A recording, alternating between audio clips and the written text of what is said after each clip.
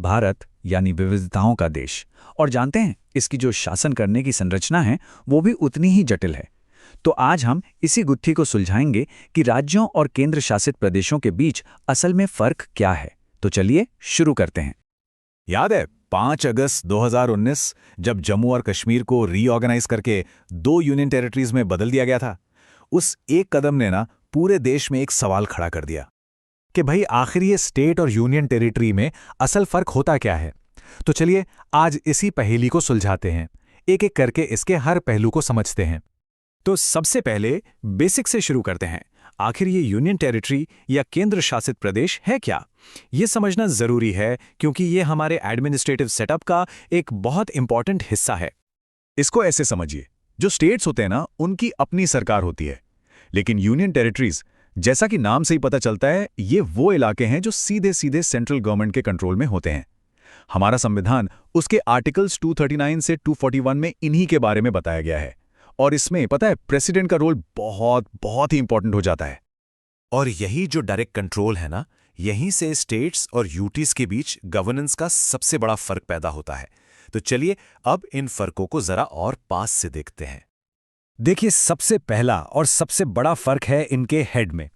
States में होते हैं गवर्नर, मतलब राज्यपाल, लेकिन यूटीज में आपको मिलेंगे लेफ्टिनेंट गवर्नर यानी एलजी या फिर एक एडमिनिस्ट्रेटर। और इन एलजी या एडमिनिस्ट्रेटर को कौन अपॉइंट करता है? सीधे प्रेसिडेंट, मतलब वो एक तरह से सेंटर के एजेंट की तरह काम करते हैं।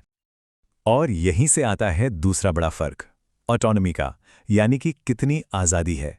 स्टेट्स के पास अपने फैसले लेने की ज़्यादा पावर होती है, ज़्यादा ऑटोनॉमी होती है, जबकि यूटीज की ऑटोनॉमी काफ़ी लिमिटेड होती है।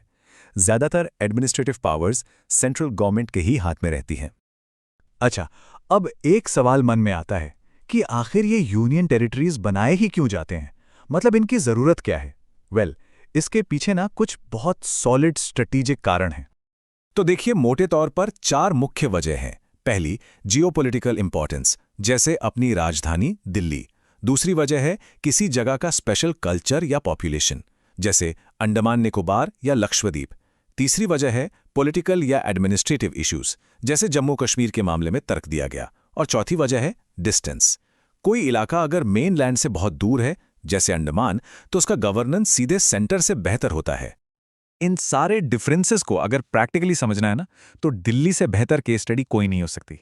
दिल्ली एक यूटी तो है, लेकिन इसकी अपनी विधानसभा भी है, अपना मुख्यमंत्री भी है, और यहीं से शुरू होता है असली टकराव। हाँ, तो जैसा मैंने कहा, दिल्ली, पुदुचेरी और अब जम्मू कश्मीर, ये ऐसे यूटीज हैं जिनकी पॉपुलेशन ज़्यादा है, तो इन्हें अपनी लेजिस्लेटिव असेंबली और एक चीफ मिनिस्टर दिया गया है ताकि लोकल इश्यूज हैंडल हो सकें। लेकिन कहानी में एक ट्विस्ट है। ये एक बहुत फेमस कहावत है दिल्ली के बारे में कि दिल्ली का मुख्यमंत्री एक ऐसे राजा की तरह है जिसके पास न अपनी सेना है और न अपनी ज़मीन। और ये लाइन दिल्ली की चुनी हुई सरकार के लिमिटेड पावर्स को एकदम परफेक्टली कैप्चर करती है। मतलब क्या है इसका? मतलब ये कि जो सबसे ज़रूरी चीज़ें हैं, पुलिस, लैंड और पब्लिक ऑर्डर, ये दिल्ली सरकार के हाथ में है ही नहीं। ये सीधे सेंट्रल गवर्नमेंट के अंडर आती हैं। और बस यही वो जड़ है जिसकी वजह से हमें दिल्ली के सीएम और एलजी के बीच वो अधिकारों की लड़ाई, वो टसल बार बार देखने को मिलती है। तो अब सवाल आता है गिनती का। आज की तारीख में इंडिया में टोटल कितने यूनियन टेरिटरीज हैं? सही जवाब है 8। जी हाँ, 2019 के बाद जो चेंजेस हुए उसके बाद अब हमारे देश में कुल 8 यूनियन टेरिटरीज हैं। और ये रही पूरी लिस्ट, अंडमान निकोबार से लेकर चंडीगढ़, दिल्ली, पुदुचेरी, और हाँ, इसमें सबसे नए मेंबर्स जम्मू कश्मीर और लद्दाख भी शामिल हैं। इनमें से हर एक की अपनी अलग कहानी है, अपनी अलग पहचान है। तो स्टेट्स और यूनियन टेरिटरीज की ये जो पूरी व्यवस्था है, ये हमारे फेडरल स्ट्रक्चर पर एक बहुत बड़ा सवाल भी छोड़ जाती है। और वो सवाल ये है कि क्या ये सिस्टम सेंट्रल कंट्रोल और रीजनल ऑटोनॉमी, मतलब केंद्रीय नियंत्रण और क्षेत्रीय आज़ादी के बीच एक सही बैलेंस बना पाता है? सोचने वाली बात है ना?